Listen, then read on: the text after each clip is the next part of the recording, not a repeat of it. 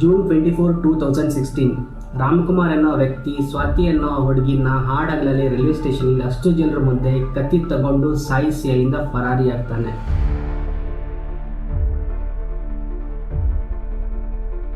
ಸ್ವಾತಿನ ಕೊಲೆ ಮಾಡೋದು ಹಿಂದೆ ರಾಮ್ಕುಮಾರ್ ಒಂದು ಮೋಟಿವ್ ಇತ್ತು. ಸ್ವಾತಿ ತನ್ನ ಪ್ರಪೋಸಲ್ನ ರಿಜೆಕ್ಟ್ ಮಾಡಿದ್ಲು, ತನಗೆ ಸಿಗದಿರೋ ಹುಡುಗಿ ಮತ್ತು ಯಾರಿಗೂ ಸಿಗಬಾರ್ದು ಅಂತ ಒಂದು ಮೋಟಿವ್.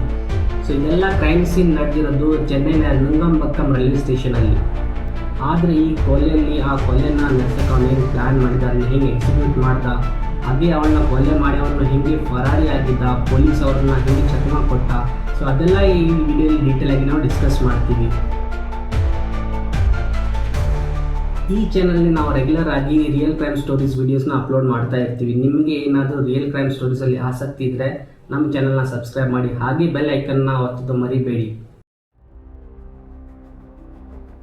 ಈ ಕ್ರೈಮ್ ಸೀನಲ್ಲಿ ಇರೋದು ಇಬ್ಬರೇ ಕ್ಯಾರೆಕ್ಟರ್. ಒಬ್ಬಳು ಸ್ವಾತಿ ಕೊಲೆ ಆಗಿರೋಳು, ಇನ್ನೊಬ್ಬ ರಾಮ್ಕುಮಾರ್ ಕೊಲೆ ಮಾಡಿರೋನು. ಸ್ವಾತಿಗೂ ರಾಮ್ಕುಮಾರ್ಗೂ ಏನು ಸಂಬಂಧ ಅಂದರೆ, ರಾಮ್ಕುಮಾರ್ ಸ್ವಾತಿನ ಕ್ಲಾಸ್ಮೇಟ್.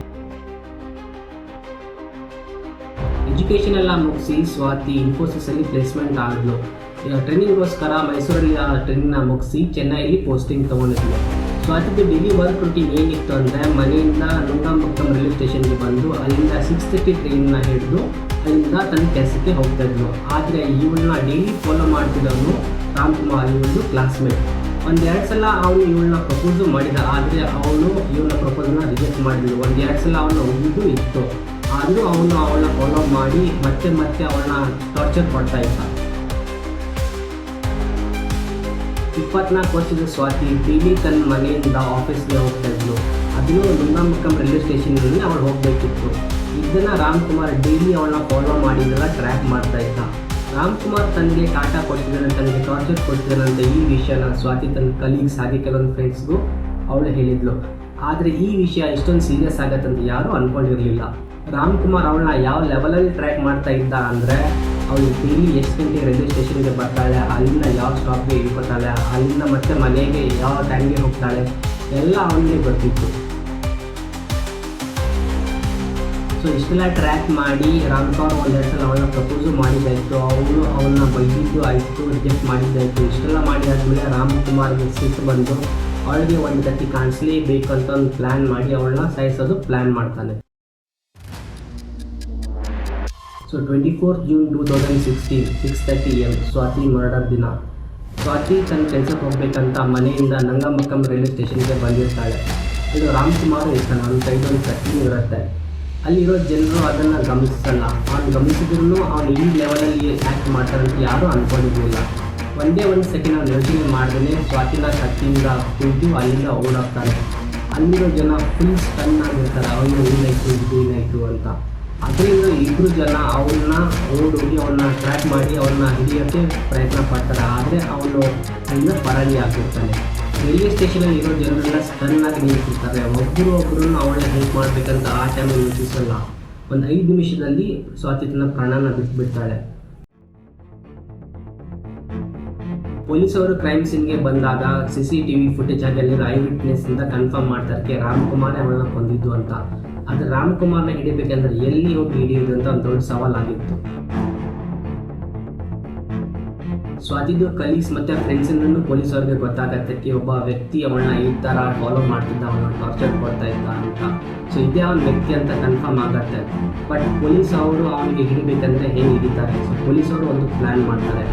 ಅವನು ಸ್ವಾತಿನ ಎಷ್ಟೊಂದು ಫಾಲೋ ಮಾಡ್ತಾನೆ ಅಂದರೆ, ಬಹುಶಃ ಅವನು ಮೋಸ್ಟ್ಲಿ ಈ ರೈಲ್ವೆ ಸ್ಟೇಷನ್ ಸುತ್ತಮುತ್ತ ಏರಿಯಾದಲ್ಲೇ ಇರಬಹುದು ಅಂತ. ಸೊ ಅವನು ಫೋಟೋ ಇಟ್ಕೊಂಡು ಡೋರ್ ಟು ಡೋರ್ ಹೋಗಿ ಅವನ್ನ ಸರ್ಚ್ ಮಾಡೋದು ಪ್ಲ್ಯಾನ್ ಸ್ಟಾರ್ಟ್ ಮಾಡ್ತಾರೆ.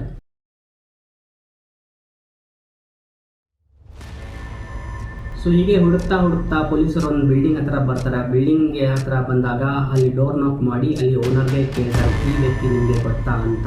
ಸೊ ಆ ವ್ಯಕ್ತಿ ಹೇಳ್ತಾನೆ, ಹೌದು ಸರ್, ಈ ವ್ಯಕ್ತಿ ನಮ್ಮ ಮನೇಲಿ ರೆಂಟಿಗೆ ಇದ್ದಾನೆ, ಕೆಲವೊಂದು 6 ತಿಂಗಳಿಂದಲೇ ಇಲ್ಲೇ ಇದ್ದಾನೆ ಅಂತ. ಸೊ ಪೊಲೀಸವರು ಆಗಲೇ ಪ್ಲ್ಯಾನ್ ಮಾಡಿ ಬಿಲ್ಡಿಂಗ್ನ ಸುತ್ತಮುತ್ತ ಸರೌಂಡ್ ಮಾಡಿ ಅವನಿಗೆ ಹಿಡಿಯೋಕ್ಕೆ ಪ್ಲ್ಯಾನ್ ಮಾಡ್ತಾರೆ. ಸೊ ಇಬ್ಬರು ಪೊಲೀಸ್ ಮೇಲ್ಗಡೆ ಹೋಗಿ ಡೋರ್ ನಾಕ್ ಮಾಡಿ ಅವನ್ನ ಹೊರಗಡೆ ಕರೀತಾನೆ. ಪೊಲೀಸ್ ಅವ್ರನ್ನ ನೋಡಿ ಅಲ್ಲಿಂದ ರಾಮ್ಕುಮಾರ್ ಓಡೋದಕ್ಕೆ ಪರಾರಿ ಆಗೋಕ್ಕೆ ಟ್ರೈ ಮಾಡ್ತಾನೆ. ಆದರೆ ಅವನಿಗೆ ಗೊತ್ತಾಗತ್ತೆ ಬಿಲ್ಡಿಂಗ್ ಸರೌಂಡಿಂಗ್ ಪೊಲೀಸ್ ಇದೆ ಅಂತ. ಅಲ್ಲಿಂದ ಅವನು ಪೊಲೀಸರಿಗೆ ಸಿಗಬಾರ್ದು ಅಂತ ಪ್ಲ್ಯಾನ್ ಮಾಡಿ ಅವನ್ನ ಕಿತ್ತಿಗೆ ಕೊಯ್ಯೋಕ್ಕೆ ಪ್ಲ್ಯಾನ್ ಮಾಡ್ತಾನೆ. ಬಟ್ ಅದು ಅಟೆಂಪ್ಟ್ ಫೇಲ್ ಆಗುತ್ತೆ. ಪೊಲೀಸ್ ಅವರು ಅವನಿಗೆ ಹಾಸ್ಪಿಟಲೈಸ್ ಮಾಡಿ ಅಲ್ಲಿಂದ ಜೈಲಿಗೆ ಕರ್ಕೊಂಡು ಹೋಗ್ತಾರೆ.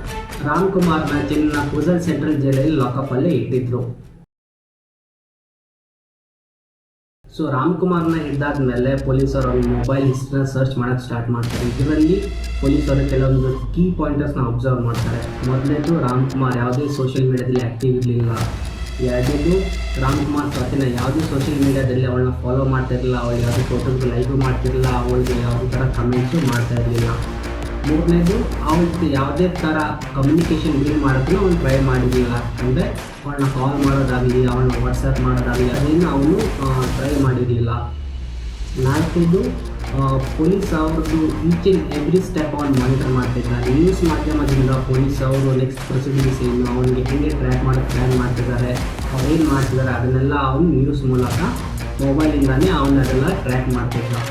ಐದನೇದು ಮತ್ತು ವೆರಿ ಇಂಪಾರ್ಟೆಂಟ್ ಏನಂದರೆ, ಕ್ರೈಮ್ ಮಾಡೋಕ್ಕಿಂತ ಮುಂಚೆ ಹಾಗೆ ಕ್ರೈಮ್ ಆದಮೇಲೆ ಕ್ರೈಮ್ ರಿಲೇಟೆಡ್ ಸ್ಟೋರೀಸ್ ಅಥವಾ ಕ್ರೈಮ್ ರಿಲೇಟೆಡ್ ಆರ್ಟಿಕಲ್ಸ್ನ ಅವನು ರೀಡ್ ಮಾಡ್ತಾ ಇದ್ದ. ಕ್ರೈಮ್ ಮಾಡಿದರೆ ಇದನ್ನ ಹೆಂಗೆ ಎಸ್ಕೇಪ್ ಆಗ್ಬೋದು, ಸಪೋಸ್ ಅವ್ನು ಸಿಕ್ಕಾಕೊಂಡ್ರೆ ಅವ್ನಿಗೆ ಯಾವ ಥರ ಶಿಕ್ಷೆ ಆಗ್ಬೋದು, ಹೇಗೆ ಎವಿಡೆನ್ಸ್ನ ಮುಚ್ಚಿಡ್ಬೋದು ಅಂಥದ್ದೆಲ್ಲ ಅವನು ಅದರಲ್ಲಿ ಮೊಬೈಲಲ್ಲಿ ಸರ್ಚ್ ಮಾಡ್ತಾ ಇದ್ದ. 18 ಸೆಪ್ಟೆಂಬರ್ 2016 ರಾಮ್ಕುಮಾರ್ ಜೈಲಲ್ಲೇ ಸೂಸೈಡ್ ಮಾಡ್ಕೋತಾನೆ. ಹೆಂಗಂತ ಬನ್ನಿ ತಿಳ್ಕೊಳ್ಳೋಣ.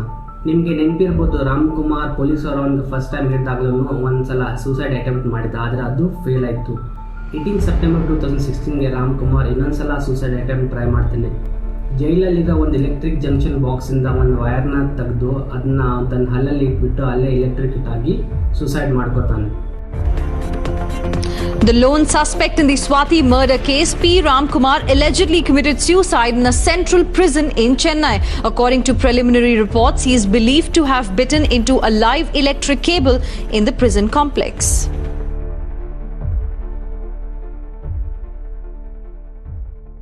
So every alternate or frequently ನಾವು ಈ ಥರ ನ್ಯೂಸಸ್ ಕೇಳ್ತಾ ಇರ್ತೀವಿ. ಹುಡುಗಿ ರಿಜೆಕ್ಟ್ ಮಾಡಿದ್ಲು ಅಂತ, ಹುಡುಗ ಸೂಸೈಡ್ ಮಾಡ್ಕೊಂಡ, ಇಲ್ಲ ಅವಳ ಮೇಲೆ ಆ್ಯಸಿಡ್ ಅಟ್ಯಾಕ್ ಮಾಡ್ದ, ಅವಳನ್ನ ಸಾಯಿಸ್ದ, ಅವಳನ್ನ ರೇಪ್ ಮಾಡ್ದ ಅಂತ.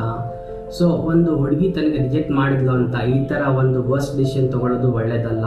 ಸೊ ನೀವೇ ಯೋಚನೆ ಮಾಡಿ, ಒಂದು ಹುಡುಗಿ ರಿಜೆಕ್ಟ್ ಮಾಡಿದ್ಲು ಅಂತ ನಿಮ್ಮ ಲೈಫ್ನ ನೀವು ಯಾಕೆ ಹಾಳು ಮಾಡ್ಕೋತೀರಾ ಅಲ್ವಾ? ಸೊ ಅದ್ರ ಬದಲು ಲೈಫಲ್ಲಿ ಮುಂದೆ ಹೆಂಗೆ ಬರೋದು ಅಂತ ನೀವು ಪ್ಲ್ಯಾನ್ ಮಾಡಿ. ಬಟ್ ಒಂದು ಹುಡುಗಿ ರಿಜೆಕ್ಟ್ ಮಾಡಿದ್ಲು ಅಂತ ನಿಮ್ಮ ಲೈಫ್ನ ನೀವೇ ಹಾಳು ಮಾಡ್ಕೊಳ್ಳೋದು ಯಾವತ್ತೂ ಒಳ್ಳೆಯದು ಅಲ್ಲ. ಸೊ ಸ್ನೇಹಿತರೆ, ಈ ಚಾನಲ್ ಇದೆ ನಮ್ಮದು ಫಸ್ಟ್ ವಿಡಿಯೋ ನಿಮಗೆ ಇಷ್ಟ ಆಯಿತು ಅಂದರೆ ವಿಡಿಯೋನ ಲೈಕ್ ಮಾಡಿ, ಶೇರ್ ಮಾಡಿ, ಸಬ್ಸ್ಕ್ರೈಬ್ ಮಾಡಿ, ಹಾಗೆ ಆ ಬೆಲ್ ಐಕಾನ್ನ ಪ್ರೆಸ್ ಮಾಡೋದು ಮರಿಬೇಡಿ. ಸೊ ನಿಮಗೆ ಏನಾದರೂ ರಿಯಲ್ ಕ್ರೈಮ್ ಸ್ಟೋರೀಸಲ್ಲಿ ಇಷ್ಟ ಇದೆ ಅಂದರೆ ನಮ್ಮ ಚಾನಲ್ನ ನೀವು ಸಬ್ಸ್ಕ್ರೈಬ್ ಮಾಡಿ. ನಮ್ಮ ಚಾನಲ್ ನಾವು ರೆಗ್ಯುಲರ್ ಆಗಿ ಕ್ರೈಮ್ ಸ್ಟೋರೀಸ್ ರಿಲೇಟೆಡ್ ವೀಡಿಯೋಸ್ನ ಅಪ್ಲೋಡ್ ಮಾಡ್ತಾನೆ ಇರ್ತೀವಿ. Thank you.